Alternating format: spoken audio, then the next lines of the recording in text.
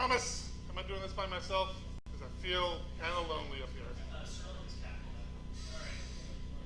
All right, we got a couple new people here, so we're going to go through the slides. Happy to see new faces, always. I'm Eric Johnson. This is Tom. We are the organizers here. If you're new, just to kind of give you some lay of the land, pizza back there, beers in the cooler, there's also sodas.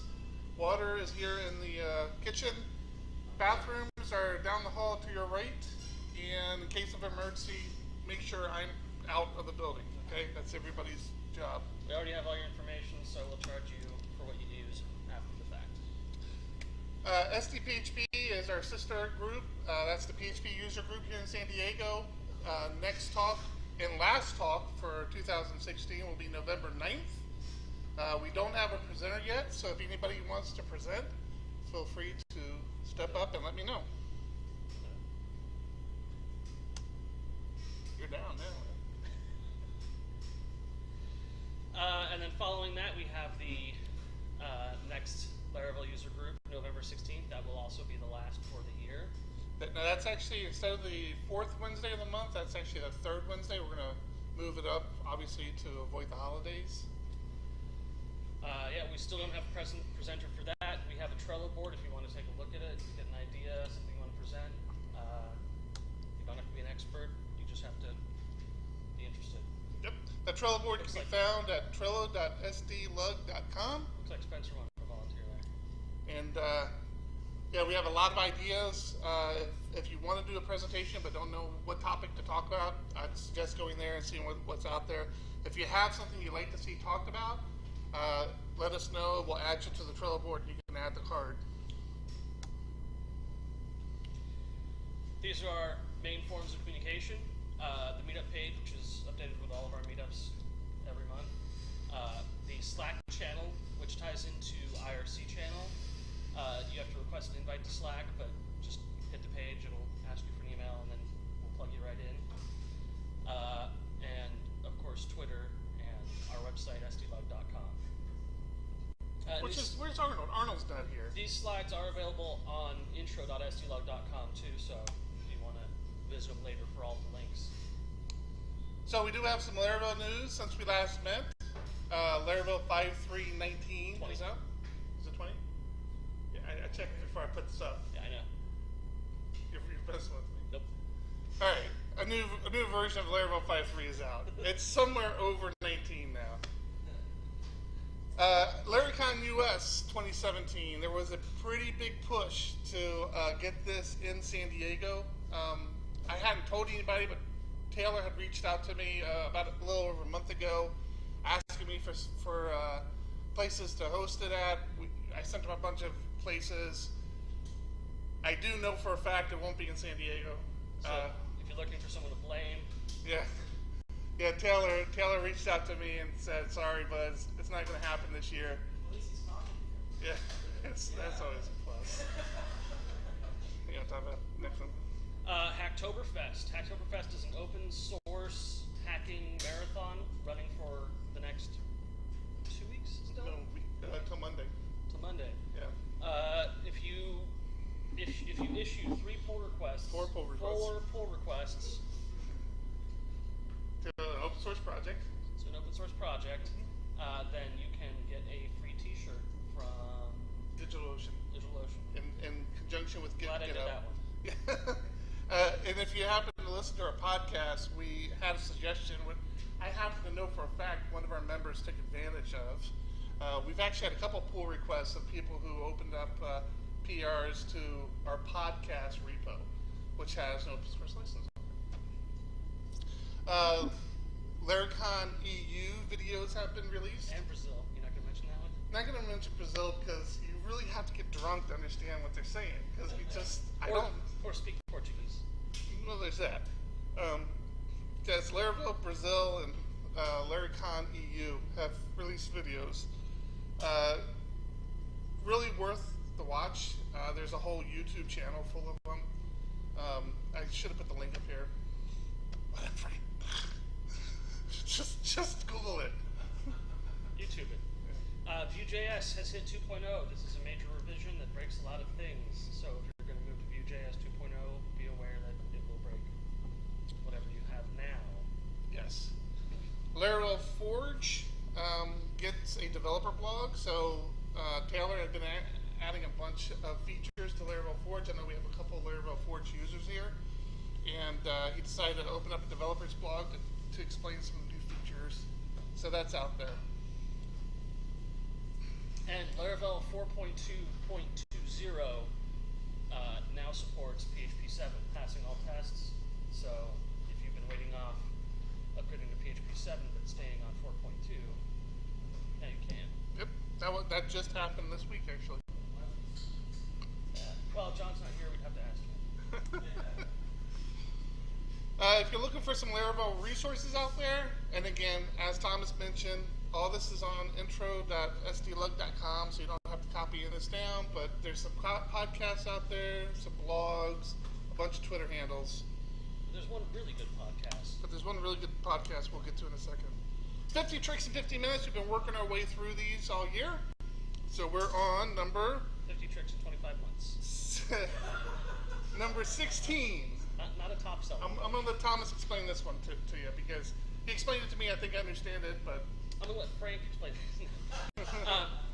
So this is a simple method that will allow you to call a relationship and populate it when it's returned to you. So normally the user relationship that you see called there on the 8th line is not eager loaded, and this will do an eager loading for you so that when the model gets saved, those records are instantly available without additional query. You can also use the load function or the with function or the with attribute. Yeah. Right. These are tricks, yeah. So dynamic magic with. We touched on this in another slide a while back. I think it was with models. But essentially, what they're saying now this is in a view, a blade template, right? So this isn't a model, but within your blade template, you could actually instead of doing this right here, where you're calling your post and you're saying with post, we can take this shortcut approach where we can go with posts, which I think we had a discussion last time whether that was a good approach or a bad approach. But again, just a little trick. You can just do with posts and pass your variable. All right, shameless self-promotion time. Yes, we are PHP Ugly. We are PHP Ugly. Eric and I record every Thursday. Yep. While enjoying beverages and running out of things to talk about, and we're slowly gaining popularity. Yes. With apparently no reason. So yeah, we'll typically once a week we record. We haven't missed a week yet. We've gone over 6 months. We're on episode 33, released 2 days ago. 3 days. So we'll typically release on Mondays. So it's a good way to start your work week to download our podcast and. Well, no. Only if you want to understand the dozen. I wouldn't listen to more than like 3 at a time. Yeah, really. no, there's one running gag, and actually there's 2. There's Evan as well. Evan's a running gag. Oh yeah, and use a password manager. Although I don't know if that stays in. Yes. So yes, please listen to us. We're out there. It's fun. We talk a lot about the user groups. This one and the SDPHP one. Talk a lot about the stuff we work on, and then we'll talk about PHP stuff. Talk a lot about what you wore to the user group and personal style decisions. We'd like to thank our sponsors, Carry.net, which is the location you're at right now. They're providing the food, the place, the stream, all that stuff. So thank you, Carry.net. Diego Dev bought the beer. We do the website, all that. A lot of us work with Diego Dev. So yeah. Pay half the guys to be here. All right. So that's the end. Okay, so we have 2 presentations. Who wants to go first? Who wants to go first? Where are you at? So we're very happy. For those of you that don't know, Kalen is with us. He works with us at Diego Dev. He's actually in town for a client meeting. And Kalen was a longtime member of the San Diego PHP user group. I don't think we had the Laravel user group when you were here, right? Yeah, he was a member of the San Diego PHP user group. I think you did what, 1 talk, 2 talks with us? and then you left the state. It was horrifying. So he's actually back in town for a client meeting, and I'm like, hey, dude, you're in town. I mean, you might as well do a talk for us. So he's going to do one, you're going to do one. Who's good first? So let's hear it for Kalen. Kalen! Let's go. We'll take a brief intermission after Kalen's. All right, you're going to do it over there? You're going to come over here. That is not your slide. This is, just so you all see, there's only 7 slides here, so this. All right. Okay, you're streaming.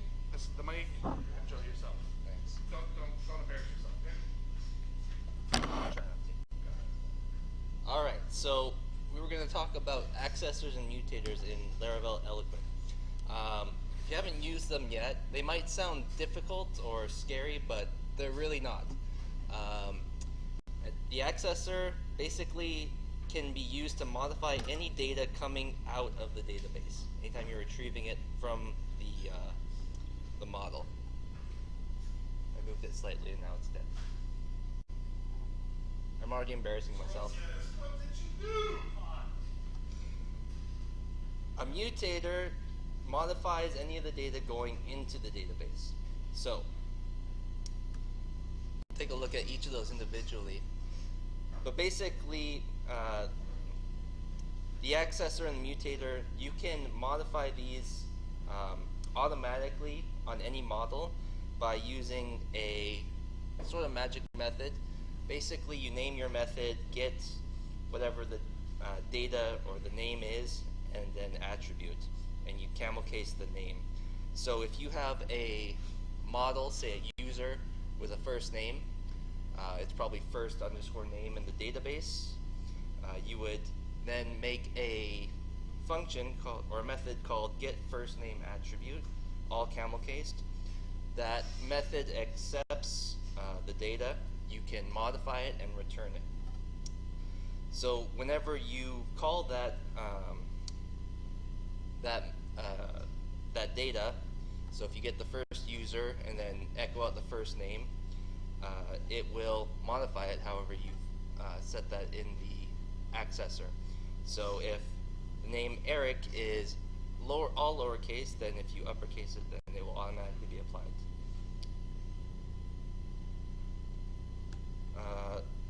The mutators are similar. All you change is you change the get to set, so you set the data attribute, again using camel case. With mutators, you don't return the data, you set it in the attributes array on the on the model. So again, if you want to modify the first name, you can set on the attributes first name. Here you use obviously the name in the database, the column, and then you can modify however you want. If you want them all to be only uppercased on the first letter, so if the user for some reason types a capital R instead of capital E, you can have it fixed so that it's always capitalized in the first letter.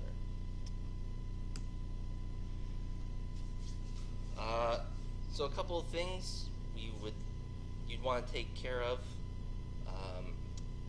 Obviously, Laravel has built-in methods and objects or classes for validation, so you don't want to necessarily use these for validation. It seems like it might be a good idea, but there's no reason for that. You don't necessarily want to use these for casting data. Say the database contains a 0 or a 1. You could use a accessor and return a Boolean, perhaps, but we're going to get into ways you can actually do that easier. And then you don't also want to use that for styling or styling any type of data that you might use in the view. A reason for that, one good example is if you have perhaps money in the database. You don't want to perhaps add a $sign in the model. You don't want to do that because obviously if you need to use that and it's always outputting a $sign in when you get that data, that would mess up any type of math that you'd have to do with it. So you want to stay away from that. So, as I mentioned, we have a special variable that we can use in models to cast certain methods or data to a specific value. So I didn't list them all here, they're in the Laravel documentation, but on any model you can create a cast variable, and you can set any type of value to either be Boolean, array, collections, so any type of specific data that you want retrieved, you can have it set to be exactly that. So instead of, perhaps if you have an isAdmin column in your database, instead of returning 0 or 1 and working on that, you can have it be specifically a Boolean, true or false. If you have perhaps a JSON object that is the options, you can have it come out of your model specifically as a collection. So it'd be set exactly like a special array. And then there's also a date and a date time option you could use to cast as well, but then there's also a specific dates variable we can use as well to cast any date coming out of the database as a carbon instance. So that was all. Any questions? It's always carbon? I think so. I think Laravel always defaults to carbon. And that works because it extends the datetime interface. So you can use it anywhere. So is this mainly used to normalize data in the database, or what's the purpose of it? So the mutators, you can use that to normalize data in the database. If you want something specific, like names, obviously, if you want not just any type of uppercase, lowercase, or anything like that, capital R. One of the suggestions I think is you want to be careful with that and not restrict it too much. You know, if something's wrong, you want to use validation and make sure the data is correct rather than trying to do it within the model. And then again, the accessor is just when you're getting that data. The set mutator you have there using the attribute like that there, and not using like what most of us might do is this arrow first. Does that create those? You mean in the when you're creating the name of the method? Yeah, well, like right there, you're setting the value first name equals the Okay. You got this, arrow attributes. That's the but of course, you can also take this arrow first name. But that's what's important. It's going to create That's true. I'm not sure. You might have to set it in the attributes array because this hasn't been persisted to the database yet. This is before it, gets saved to the database. So, yeah, that actually might not be available yet because the model's generated from what's in the database, right? So, that's my guess. I think we can also create a getter or attribute that doesn't exist. So we say get name attribute, then it can take the first name, last name, and add it, return that attribute. It's a good tip.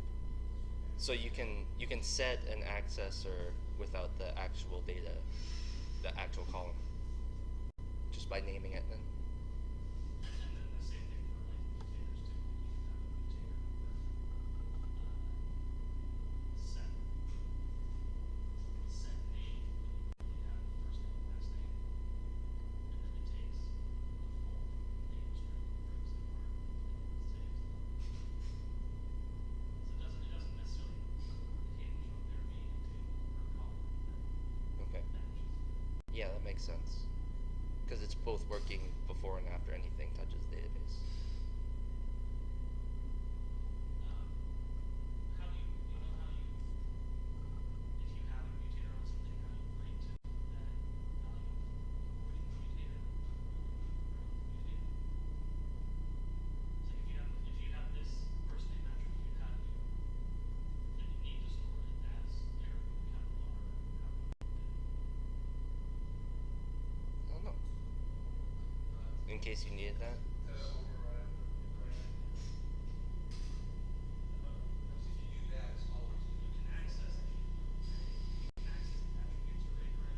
Could you force create one? I don't know if that will overwrite or skip any of those.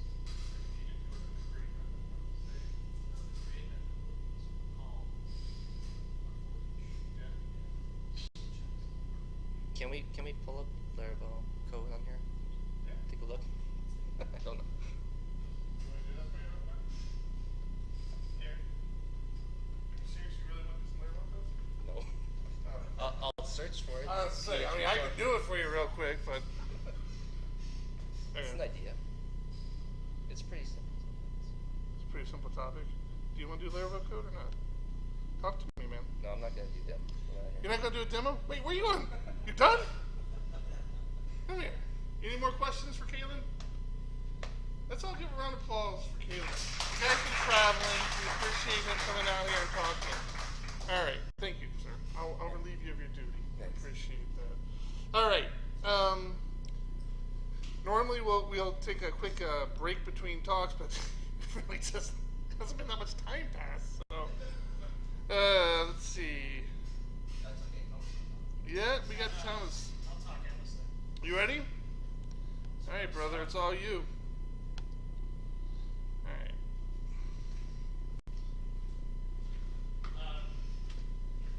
So all the code that I'm going to show you for this is on GitHub, right there at the bottom of the slide, and both of these slides are going to be on the SDLUG.com website. So you should be able to view everything that we're seeing here. Where's the clicker? I used the left right arrow.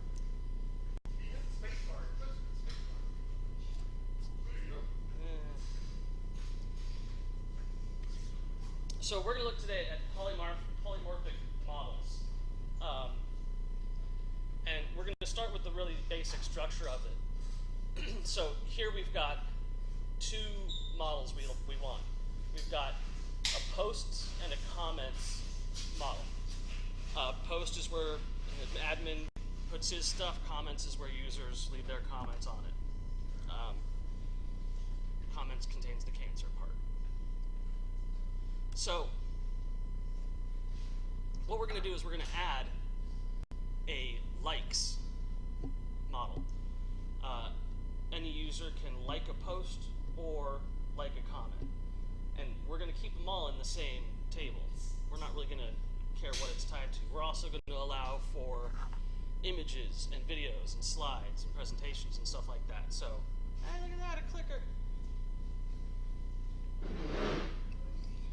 So,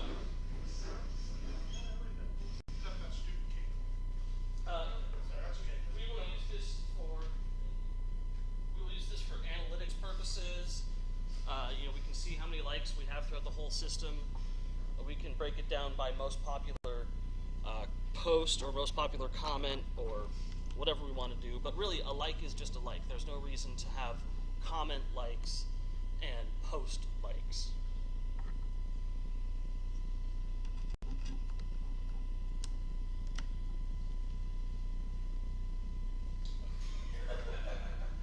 Just exit out then. Don't continue. Hit the red button. Hey, that guy's clicking your slide again. It's not on your slide.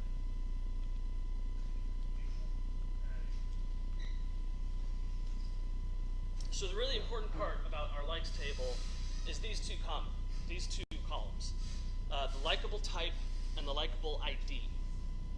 And this is where it gets confusing. But if you're going to have a polymorphic model, you need to have a type and an ID. The word likable doesn't really matter. It's just the thing that we use to identify the columns when we call the special method that we'll create later. So, now we have our model structure. Can I ask a quick question? Why you got rid of timestamps? It's like, oh, never mind. Okay. Just circling things. Yeah. So, in our model structure, we have this is our post. So our post has many comments and has a fillable subject and body. And this is the polymorphic thing right here. So we're going to morph many, and then we're going to give it the model that we're going to use, and we're going to give it the name of the columns, the two columns that store the information about the morph. Okay, so Likeable in this case ties very exactly to Likeable here. If I change that to like type and like ID, then I would have to change that to like instead of Likeable. They have to match 100% because this is how the polymorphic relationship looks up what it is supposed to be. Is everyone clear about what a polymorphic relationship is, by the way?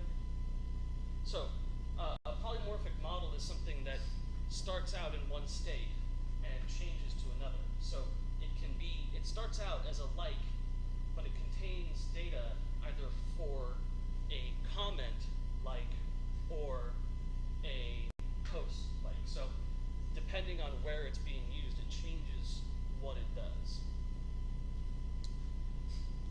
So polymorphic stuff isn't the most useful in our environments, but it does have cases where it can be pretty useful.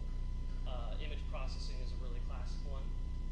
If you're uploading an image to a site and it supports uploading PNGs, JPEGs, and GIFs, the way you handle those things needs to be different, but they're all just images. So polymorphic on that would be a good example. So this is the comment model. The comment model doesn't have a comments relationship. It just has the likes method. It's, in this case, exactly the same code. So for likes on post and comment, you're doing the same thing. You're telling it that when I ask for the likes relationship, it uses a morph to figure out which thing it's related to. However, on the like model, we simply say that this is Likeable and that it morphs. This Likeable is the same as the other three Likeables. So the fact that this method is named something that there are two columns of that have a type and an ID ties the whole thing together. Now this magic blindfolded behavior is what makes polymorphic models in Laravel so complicated. Is that this isn't just a relationship function, it's a morph function because it has the name that the columns have shared in the table. So the name there is important. Likeable is important. The fact that this says this morph2 seems like it's missing information. But what it does is it looks up the Likeable type and Likeable ID for the record you're currently looking at and fills in the missing information from the database. So the first thing you need to look at once you have your models defined is tying these relationships together. This is something that the documentation does not adequately cover, in my opinion. So we're going to cover it real quickly. We've got a post. I'm going to like that post. We're going to send the request along and the post ID, and we're going to look up the post based off its post ID. And then we're going to say post likes, calling the method, not the property. Save, and then new like.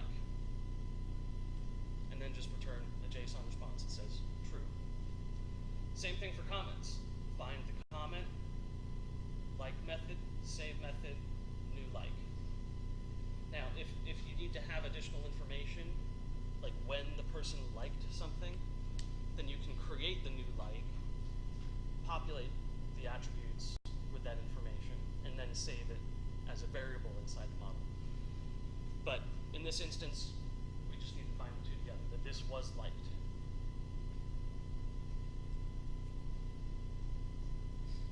You can access it just like any other relationship. So comment likes count, just like any normal eloquent relationship.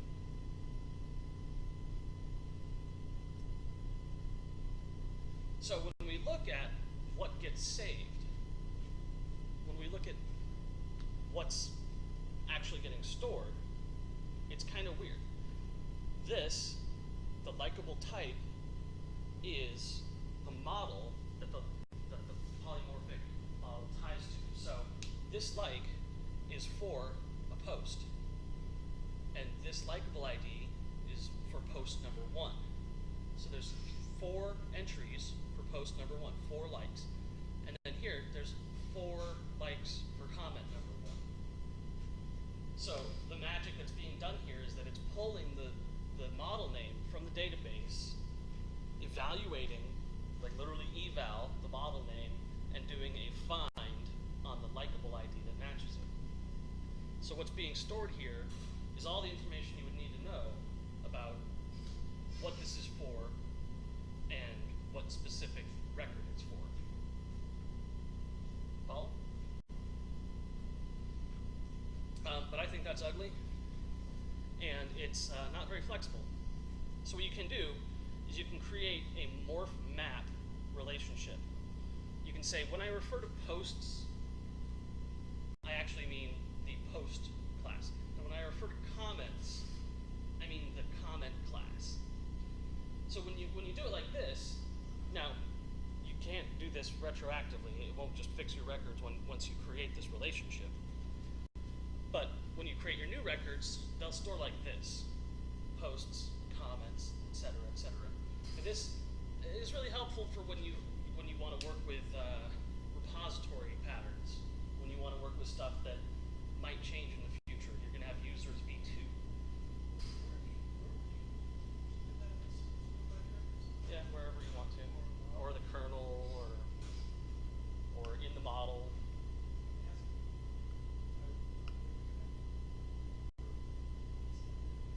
It just has to be before the method gets called. You can do it pretty late.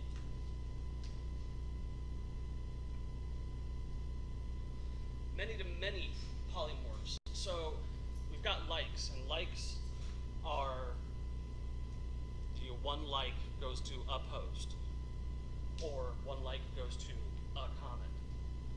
But we can have tags. So inappropriate would be a tag.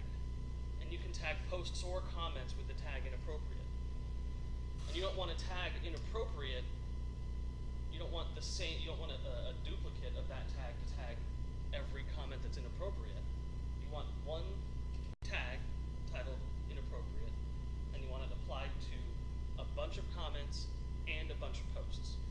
So we've got our tags, which is just the ID, the name of the tag, which would be inappropriate, and the timestamp. And we're going to create a pivot table. This pivot table will let us join our tags table to anything we want to. And that pivot table is going to have all of our morph information. So with the likes, we didn't have the like ID because we just had a like record. Its ID was self-contained. Now with tags, we need to say which tag ID this applies to keep the pivot. But then these two columns, instead of say, when you normally have a pivot table for a relationship belongs to many or has many, your pivot table is tag ID, post ID. But our tags are global. Our tags apply to posts, and so we need to say, yeah, tag ID and something else. So it could be a post, it could be a comment, it could be an image, it could be a video, but the tag applies to all things. In this same way, we're just going to say morph too many instead of morph many. And morph too many we give it app tag and taggable. Again, taggable, taggable, and you'll see the taggable method on the tags model has to be the same across all 4 places. So now our tag can contain posts. So if I'm looking at my tag inappropriate and I say, I want to know how many posts are tagged as inappropriate, or I want to know how many comments are tagged as inappropriate, or I want to know how many posts and comments are tagged as inappropriate. Well, you do morphed by many and you can inverse this relationship. So you can say that this tag, when it's only applying to posts using the taggable column again, will return all the posts that are tagged in this way. So it just filters out everything that doesn't fit. So, some quick tips. I'm sorry, well, let me, before I do this, does this make sense? Sweet. So, some quick tips. Attaching versus saving. This is something that still catches me every time I'm doing relationships in Eloquent. And this comes up in polymorphic relationships a lot. It's the difference between attaching and saving. So relationships without a pivot table are saved with the save model method.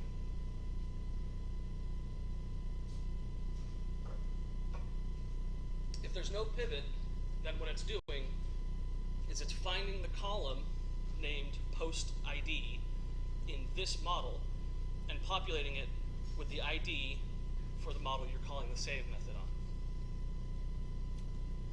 Relationships with a pivot need a glue. So they need their own table to attach the 2 models together, because the models themselves don't have an ID column for the relationship. So when you're gluing these things together with a pivot table, you're using that pivot table to attach them. Your pivot table is the glue that takes 2 separate models together. So when you're doing save, I wish I had a good way of memorizing this. This was the best I could come up with, because I still, like I said, I still get this wrong. When I'm working on a new system that has comments on it, and I go right up to the point where you're saving the comment, I go, oh, is it save or is it attach? Is it bind or is it sync or is it? So this is one of those things that's really good to like tell yourself as a mantra until you remember it as best you can. But if there's a pivot table, it's attached. If there's no pivot table, it's saved.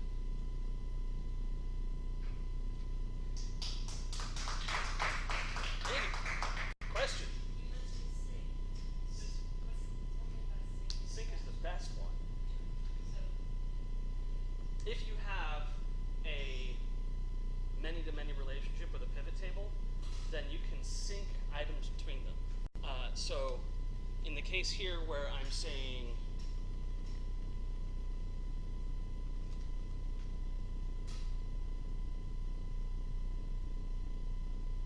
so I'm saying save right here, but let's say I was saying attach. Well, when you're attaching, you can attach an array or a collection of multiple models. You can attach 10 models. So if I were going to mass tag stuff as inappropriate, then I would send it a list of IDs for inappropriate comments, and then I would bind them all at once using attach. But if I was going to create a select box, a multiple choice select, where you said tag all the selected elements as inappropriate, then you would use a sync. And sync basically says delete anything that's not in this array or collection and add anything that isn't. Or add anything that is, delete anything that isn't. So sync says take these 2 things and bind them together together exactly in the way that I'm passing in. So if you have 5 posts on your site and you say, I want to sync post 3 and 4 as inappropriate, then when you look up the tags for inappropriate, only posts 3 and 4 will have that relationship. If you used to have 1, 3, and 4, then 1 will have been removed. Does that make sense? It's And that would be more efficient than detaching and then attaching. yeah, because it'll leave anything in the pivot table that was already there if it didn't change.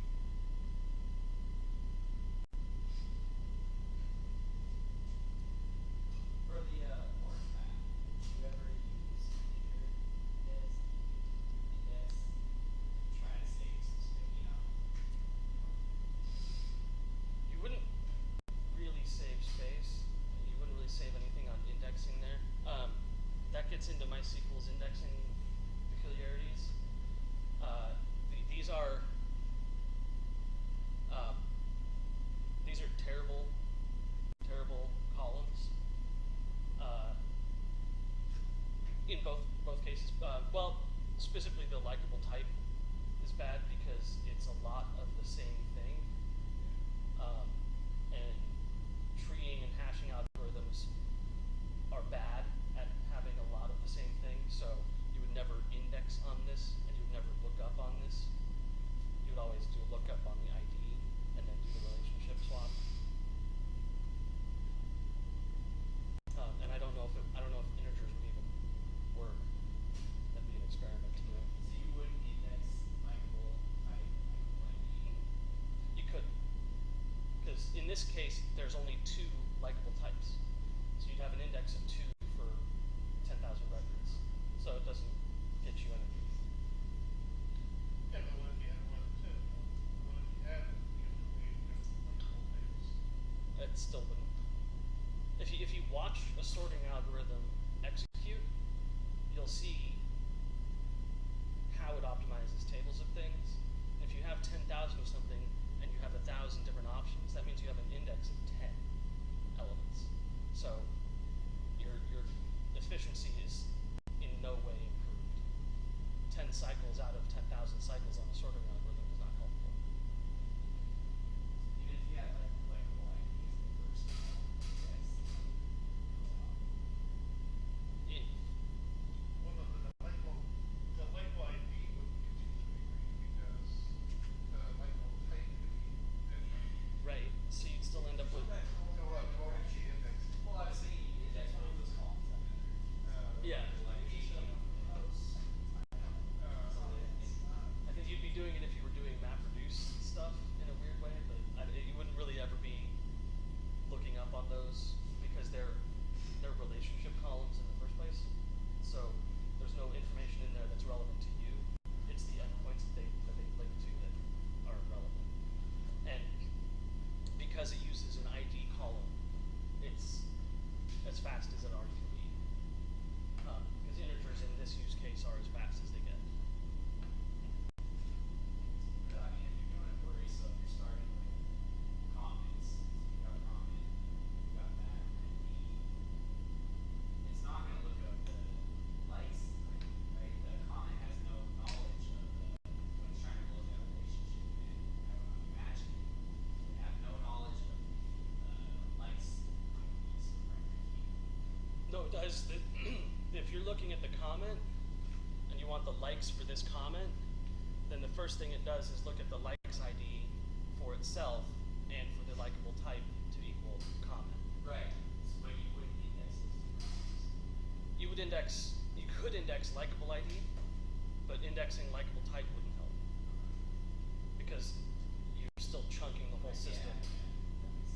Yeah, that makes sense. Yeah, a chunk of half doesn't help you. And in fact, if you excessively key stuff, a chunk of half could be improperly determined to be a helpful index, when in reality there's a better index to chunk on. So, yeah, for stuff like status, if you have the status 0, status 1, status 2, indexing on those things is usually more harmful than helpful, and strings especially. We've had some pretty good success actually. There was a whole type of fixes Yeah, and that's Yeah, that's what I was kind of getting. yeah, and I could see you getting some performance out of that, but I don't deal in scale of that size. I only deal in millions. That's Yeah, but well, like one of my polymorphic tables has about 4.5 milliseconds right now. yeah. So what do you think to do polymorphic? So in your example, if I had been coding that from scratch, I would probably have started off doing pivot tables for the likes and comments, then a pivot table for the likes and what was it, one post or Yeah, yeah. What's your trigger to say, okay, this is polymorphic and should make that approach? Usually it's when there is a subtle difference and there are rules that are pertaining to the subtle difference. So the best example I can think of right now would be images, like I was saying earlier, where JPEGs have a JPEG compression versus PNGs, which do not have a compression rate. They're a raw format. So you know you have an image and you need details about that image, but you don't want a compression column on your images table because that's a complete waste for half of the images that are uploaded. So you do a polymorphic relationship, and now you're only creating a record for compression. So you're not just creating a likes table, but you're using that pivot table to store data. And that you're storing data that's relevant specifically to the pivot. Timestamp's a great example in this case.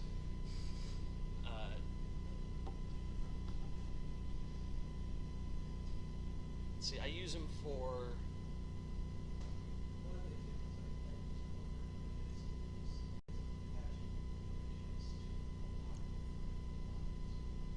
to yeah.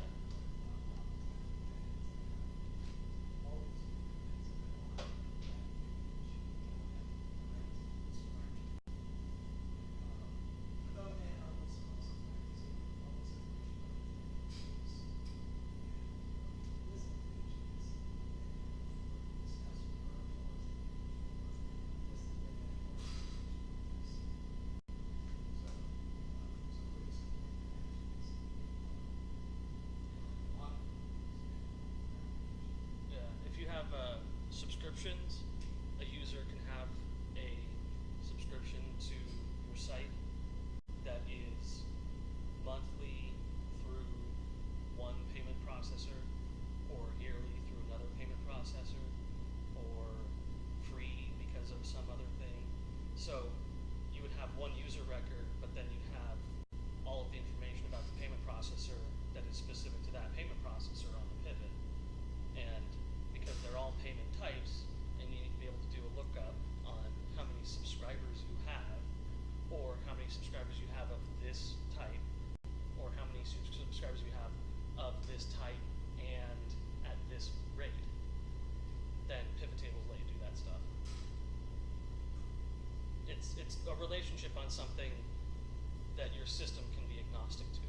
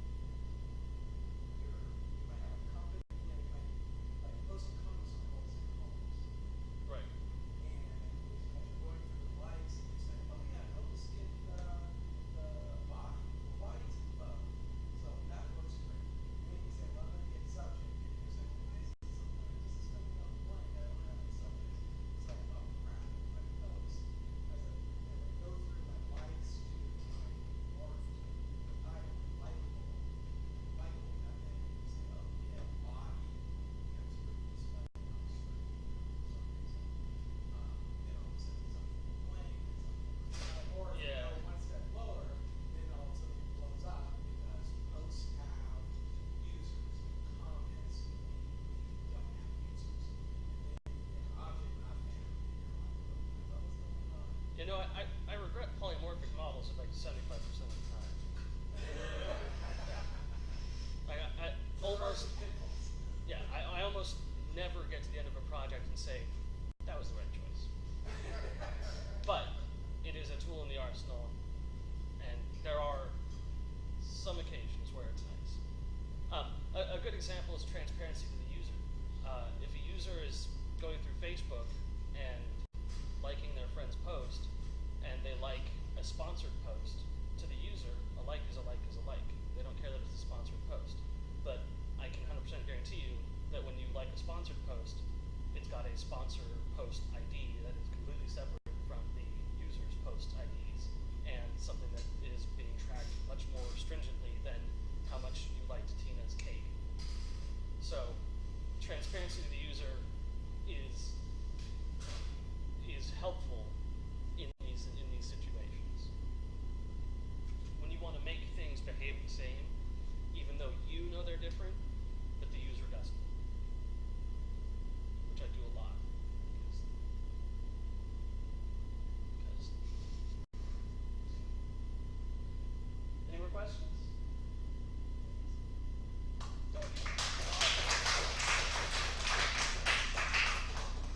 All right, so those are our talks today.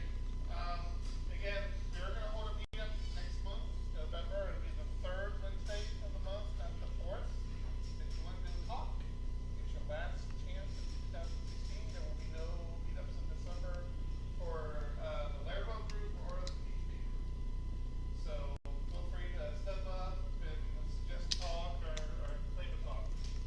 Besides that, there's probably some pizza back there left. I know there's some beer left.